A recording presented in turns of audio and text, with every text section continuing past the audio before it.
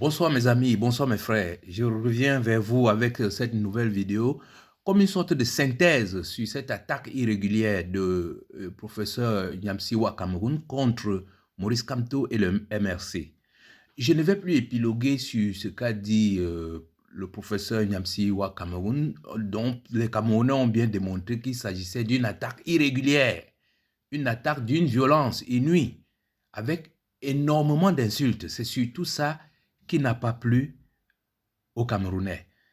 Les Camerounais ont déjà assez élaboré là-dessus. Mais ce que j'aimerais vous faire comprendre dans cette vidéo, c'est un petit voile, lever un petit voile sur qui est Nyamsiwa Cameroun, pourquoi il a attaqué Maurice Kamto.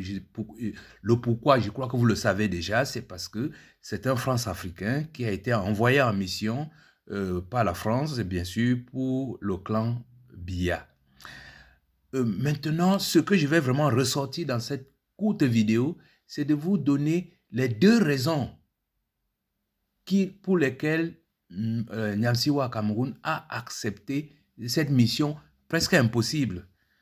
Et c'est pour cette raison d'ailleurs que je l'appelle Nyamsi Wakasongo, parce qu'il savait que s'attaquer à Maurice Kamto ou au MRC à 6 mois des élections dans un pays aussi compliqué, le Cameroun, qui devait s'attirer toute la foudre des Camerounais. Mais malgré cela, comme Kasongo, il a accepté de relever ce défi-là. Quelles sont vraiment les raisons qui ont amené cet homme à poser cet acte? C'est très simple. Commençons par dire que la Côte d'Ivoire que vous voyez là, Laurent Gbagbo a été renversé par un plan bien mis en place par Nicolas Sarkozy, qui a décidé de renverser Laurent Gbagbo. Le financier de cette opération, c'était Ouattara. Le maître à penser de cette opération, c'était Nyamsi Cameroun. Et l'artificier, c'est-à-dire que celui qui a pris les armes, à qui on a donné les armes pour faire l'opération, c'est Guillaume Soro. Je crois que quand vous avez cerné ce quatuor qui a détruit la petite démocratie qui s'installait en Côte d'Ivoire, vous comprenez très vite qui est Nyamsiwa Cameroun. C'est un France-Africain. À partir de là, progressons. Il s'est passé 2 événements très importants. C'est grâce à cette opération rapide, sans politique, sans construction, sans parti politique, Guillaume Soro et Nyamsiwa Cameroun sont arrivés au pouvoir en Côte d'Ivoire. Mes chers amis, avez-vous déjà caressé ce rêve de revivre un rêve une deuxième fois? Je crois que nous tous, nous avons une fois dans la vie eu un rêve tellement agréable qu'on paierait tout l'or du monde pour que ce rêve se répète. Et ça nous amène à la première raison dont je vous parlais. Nyamsiwa Cameroun rêve de refaire ce qu'ils ont fait au Cameroun en Côte d'Ivoire. Mais jusque-là, ce n'est pas ce que les Camerounais lui reprochent. Il peut aller prendre Guillaume Soro, ils descendent au Cameroun, ils font une opération, ils s'installent au pouvoir. Ça, personne on l'en veut pas pour ça.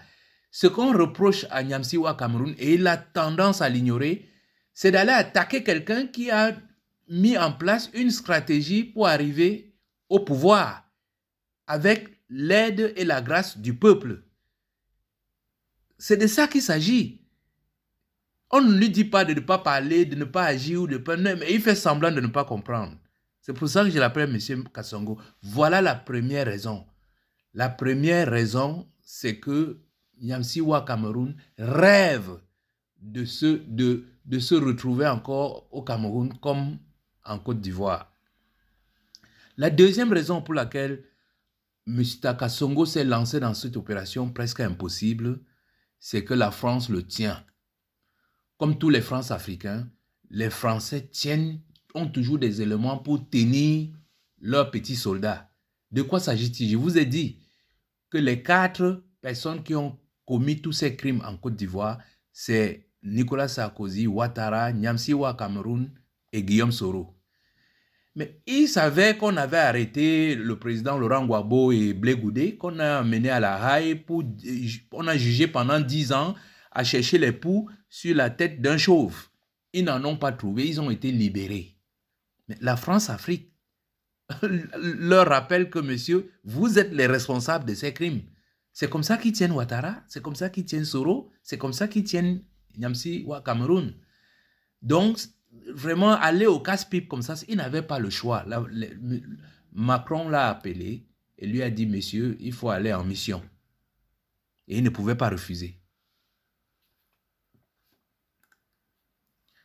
Donc, sachez quand même, sachez donc, au bout, je crois que je vous ai synthétisé très rapidement les deux principales raisons. La première raison, c'est que Niamsi rêve de revivre le même rêve qu'il a eu en Côte d'Ivoire, au Cameroun. C'est clair, je ne sais pas si c'est déjà arrivé une fois dans la vie. La deuxième raison, c'est que les Français le tiennent.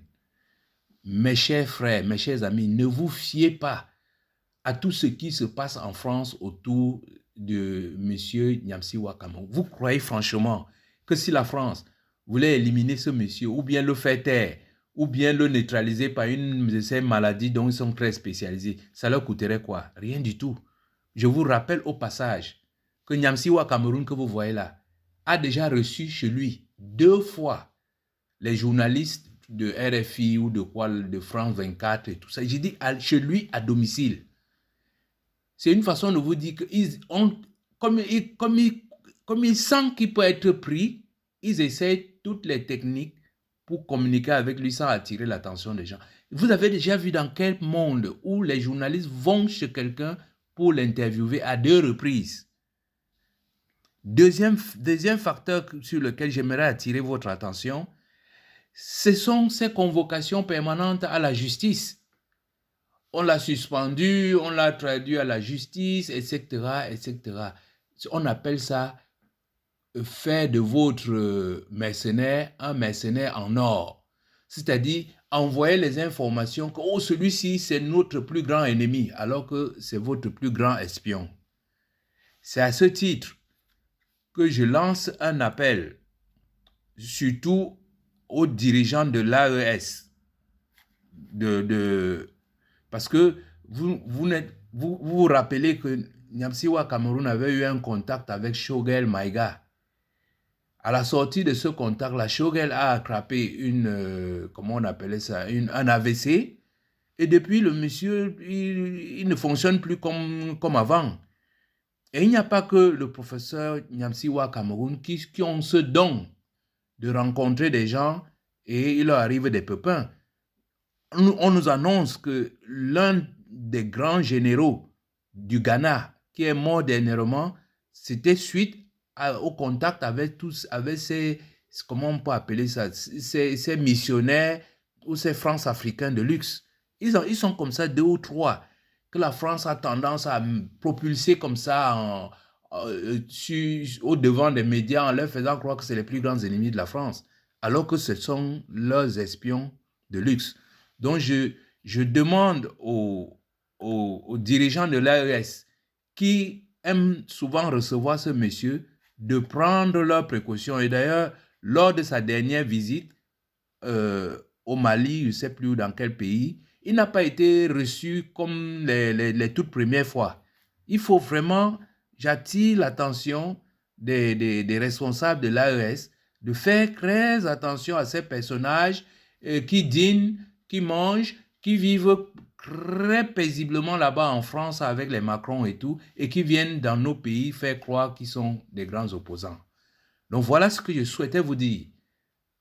Cameroun n'avait, comment dire, j'ai dit, il s'est lancé dans cette opération pour 2 raisons. 1, il croit qu'il peut revivre un rêve une deuxième fois. C'est-à-dire que le coup qu'ils ont fait en Côte d'Ivoire, c'est-à-dire sans créer de parti, sans travailler, sans rien faire, ils sont retrouvés au pouvoir. Il croit pouvoir refaire ça au Cameroun. Deuxième raison, c'est que les Français le tiennent. On lui dit, monsieur, va au casse-croûte. C'est pour ça que malgré tous les conseils, toutes les mises en garde que font les Camerounais, que ce soit les sympathisants du MSC, mais ce monsieur s'entête comme Kassongo. Donc, c'est parce qu'il est pris là-dedans. Mais il aura du mal à s'en sortir, à mon avis, hein, parce que les souffrances des Camerounais sont telles que on ne peut pas se permettre d'accepter que quelqu'un vienne attaquer, mais quelqu'un qui l'appelle son aîné. Mais monsieur Wa Cameroun, vous avez un téléphone, vous avez les moyens de contacter votre aîné, comme vous le dites, et de discuter ces choses-là en bon homme civilisé, en bon politicien entre vous. Vous pouvez ne pas être d'accord et tout, mais laisse que chacun déploie sa technologie. Va prendre ton ami Guillaume Soro, vous venez faire votre coup, vous vous installez. On ne vous en empêche pas. Mais ce qu'on vous empêche, c'est de chercher à dénigrer l'autre, à l'insulter, à dire qu'il va envoyer, qu'il est qu'il roule pour billard, qu'il n'est pas intelligent. Je ne sais pas, je ne peux pas. Enfin, je crois que les Camerounais ont assez élaboré là-dessus.